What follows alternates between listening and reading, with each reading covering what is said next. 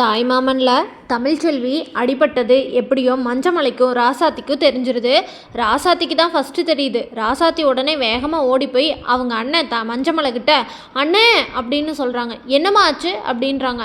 நம்ம பூங்குடி வீட்டில் ஏதோ பிரச்சனையாமான 2 அடுப்பு வச்சு நீ சமைப்பியா அப்படின்னு சொல்லிட்டு அந்த மீனாட்சி பூங்குடியை கையில் கிடைக்கிற கத்தி எடுத்து குத்திட்டாலாமாண்ண அப்படின்னு சொல்கிறாங்க. என்னது பூங்குடிக்கு என்னாச்சு அப்படின்னு சொல்லிட்டு வேக வேகமாக இங்கேருந்து பதறி கிளம்பிடுறாங்க. பேச்சு ரொம்ப பதட்டத்தோடு இங்கேருந்து கிளம்பி போகிறாங்க. மஞ்சமலை குடும்பத்தில் இருக்கவங்கெல்லாம் கிளம்பி மாயாண்டி குடும்பத்துக்கு போக பேச்சு பதற்றத்தோடவே போகிறாங்க மாயாண்டி வீட்டுக்கு. அங்கே போனோடனே பூங்குடியை பார்த்து ஏம்மா பூங்குடி என்னம்மா ஆச்சு அப்படின்னு கேட்குறாங்க பேச்சு. உடனே மஞ்சமலை ஏத்தா பூங்குடி என்னாச்சுன்னு சொல்லு அப்படின்னு சொல்கிறாங்க.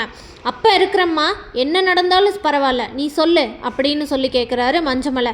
ராசாத்தி உடனே சொல்லு பூங்குடி, இந்த அத்தை அங்கேருந்து அதுக்கு தான் உங்கள் அப்பாவை நாங்கள் எல்லோரும் வந்திருக்கோம். நாங்கள்லாம் இருக்கும்போது நீ எதுக்கும் பயப்படாத, என்னென்னு நீ எங்கிட்ட சொல்லு பூங்குடி, நாங்கள்லாம் இருக்கிறோம் அப்படின்னு சொல்கிறாங்க ராசாத்தி. பேச்சு மீனாட்சியை பார்த்து மதினி என்னாச்சு மதினி அப்படின்னு கேட்குறாங்க.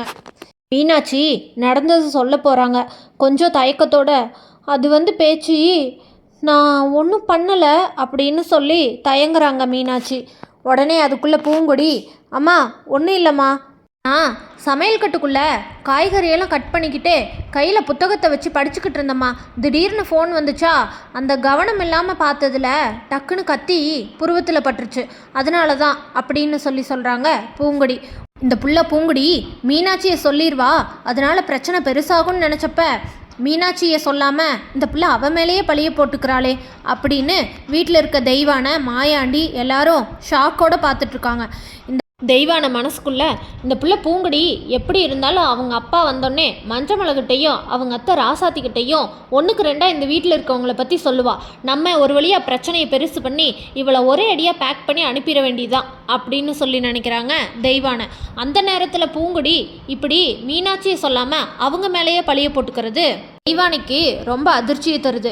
இவ இங்கிருந்து போயிடுவா, நம்ம பொண்ணு நந்தினியை அழகர் தம்பிக்கு கல்யாணம் பண்ணி வச்சு நம்ம பொண்ணோட ஆசையை நிறைவேற்றிடலான்னு நினச்சா இவ என்றானா மதினியை காப்பாற்றி மதினி மேலே பாசத்தில் வழுக்கிறாளே இவ அப்படின்னு தெய்வானை ரொம்ப எரிச்சலோடு நிற்கிறாங்க.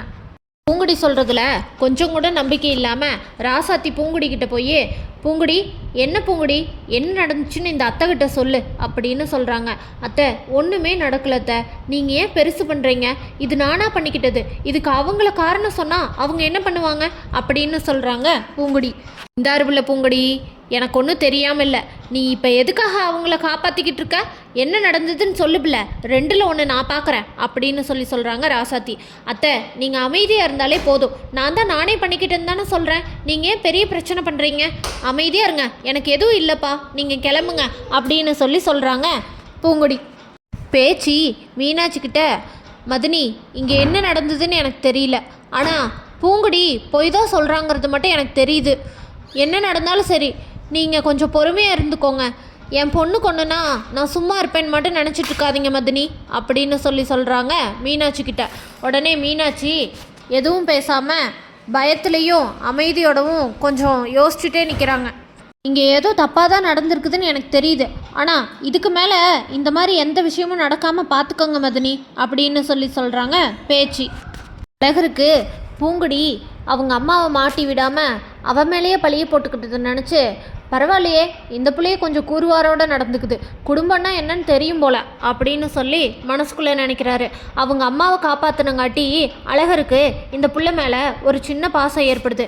இந்த பாசம் காதலாக மாறுமான்னு தெரிஞ்சுக்க சேனலை மறக்காமல் லைக் ஷேர் அண்ட் சப்ஸ்கிரைப் பண்ணிக்கோங்க.